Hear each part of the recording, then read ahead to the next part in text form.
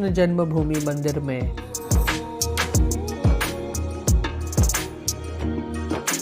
इस मंदिर के अंदर आप कोई भी इलेक्ट्रॉनिक डिवाइस नहीं ले जा सकते, जैसा कि आप अपना मोबाइल फोन वॉच वगैरह यहाँ पर आपको बने क्लॉक रूम में जमा करना होगा। इसके बाद ही आप आगे मंदिर में दर्शन करने के लिए जा सकते हैं। कृष्ण जन्मभूमि मंदिर में आप सुबह के 6:30 बजे से लेकर रात के 8 बजे तक दर्शन कर सकते हैं।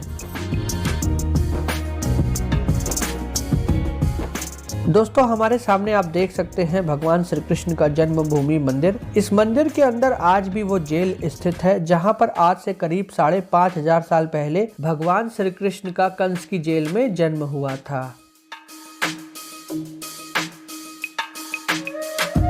कृष्ण जन्मभूमि में भगवान श्री कृष्ण के दर्शन करने के बाद अभी हम आपको लेकर आए हैं मात्र 100 मीटर पैदल चलकर पोतरा कुंड पर, जिसके बारे में कहा जाता है यहाँ पर माता देवकी ने नन्हे कृष्ण के कपड़े धोए थे।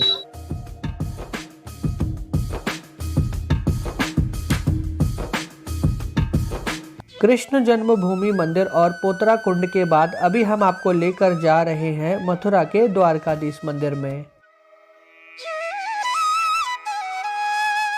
माना जाता है इस मंदिर का संबंध द्वापर युग से है, क्योंकि इसी स्थान से भगवान श्री कृष्ण द्वापर युग में गुजरात के द्वारका में चले गए थे।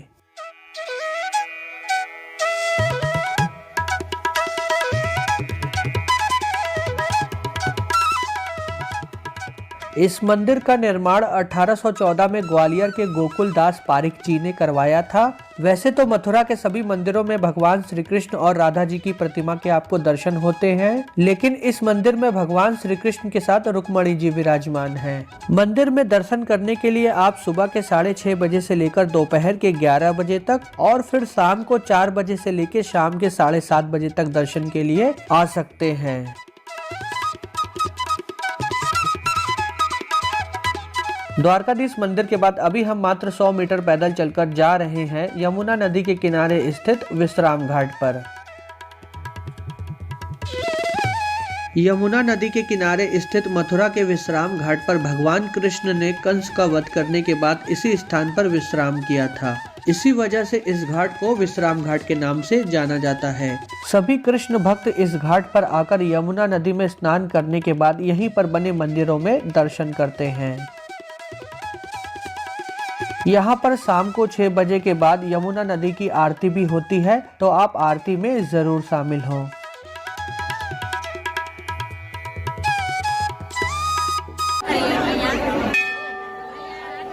इस घाट पर आप 50 से 100 रुपए देकर के बोटिंग भी कर सकते हैं।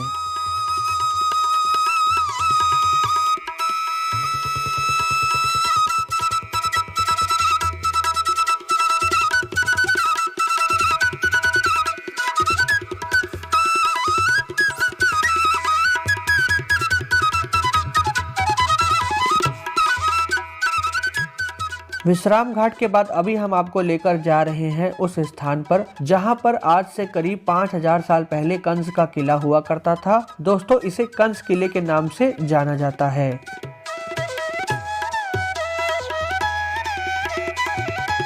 कंस किले से आपको यमुना नदी का बहुत ही खूबसूरत नज़ारा देखने को मिलेगा।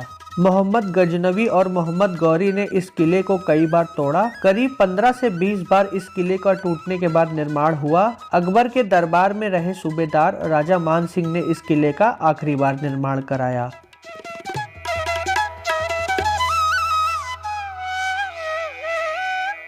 मथुरा के सभी प्रमुख मंदिरों में दर्शन कराने के बाद अभी हम आपको लेकर जा रहे हैं मथुरा से मात्र 10 किलोमीटर की दूरी पर स्थित गोकुल के रमन रेती आश्रम में। गोकुल का रमन रेती आश्रम वो स्थान है जहाँ की पवित्र मिट्टी में भगवान श्री कृष्ण अपने बचपन में खेला करते थे। दोस्तों, इस आश्रम की एक और खास बात है, यहाँ पर सुबह और शाम होने वाली आरती में एक हाथी भी शामिल होता है। रमन रेती एक रेतीला स्थान है जो कि एक बहुत बड़ी जगह में फैला हुआ है। यहाँ पर एक छोटा सा जू भी बना हुआ है जिसमें आपको बहुत सारे हिरन और बारहसिंगा देखने को मिलेंगे। गोकुल का रमन रेती आश्रम सुबह के 7 बजे से लेकर दोपहर के 12 बजे तक और फिर शाम को 4 बजे से लेकर रात के 8 बजे तक भक्तों के लिए खुला रहता है। मंदिर परिसर बहुत ही ज्यादा शांत और खूबसूरत है। यहाँ पर होली का त्योहार रंगों से नहीं बल्कि रेतों से मनाया जाता है। रमन रेती आश्रम में आगे बढ़ते ही आपको रमन बिहारी जी का मंदिर मिलेगा, जहां पर हमेशा भक्तों की भीड़ लगी रहती है रमन बिहारी जी के दर्शन करने के लिए। यहाँ पर जो भी भक्त आता है रमन बिहारी जी के दर्शन करने के बाद नाचने और झूमने लगता है।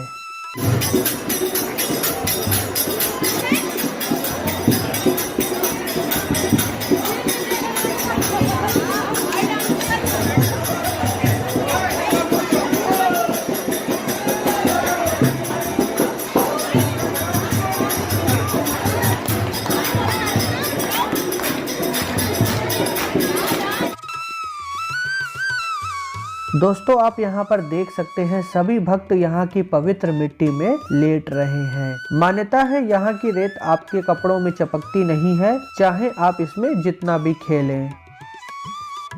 द्वापर युग में भगवान श्री कृष्ण यहाँ पर अपनी गायों को चराने आते थे और मिट्टी में लौटकर खेला करते थे। यहाँ के पूरे वातावरण में आपको भगवान श्री कृष्ण का एहसास होगा, क्योंकि यहाँ की मिट्टी भगवान श्री कृष्ण के चरण को छू चुकी है। यहाँ पर बहुत ही दूर दूर से भक्त आते हैं और भगवान श्री कृष्ण को याद करते हुए इस मिट्टी में लौटते हैं। रमन रेती आश्रम में आपको बच्चों से लेकर बुजुर्ग तक सभी मिट्टी में लौटते नजर आएंगे।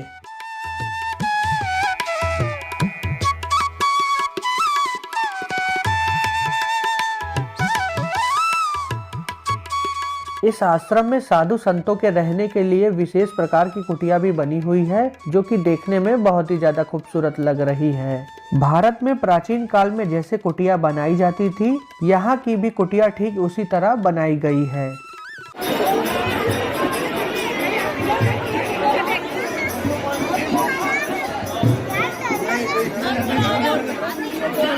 दोस्तों हमने आपको अपनी मथुरा, वृंदावन और बरसाना की यात्रा में अपना पहला दिन मथुरा में बिताया, जिसमें हमने आपको मथुरा के सभी प्रमुख मंदिरों में दर्शन कराया। मिलते हैं आप सभी से अगली सुबह वृंदावन में। स्वागत है दोस्तों आपका एक नई सुबह के साथ वृंदावन में।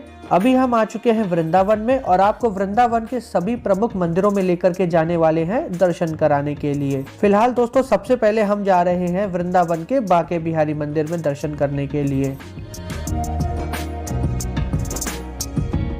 बांके बिहारी मंदिर वृंदावन का बहुत ही फेमस टेम्पल है, जहां पर पूरे भारत ही नहीं बल्कि विदेशों से भी लोग बांके बिहारी जी के दर्शन करने के लिए आते हैं। हमारे सामने आप मंदिर में होने वाली आरती और दर्शन करने का समय देख सकते हैं।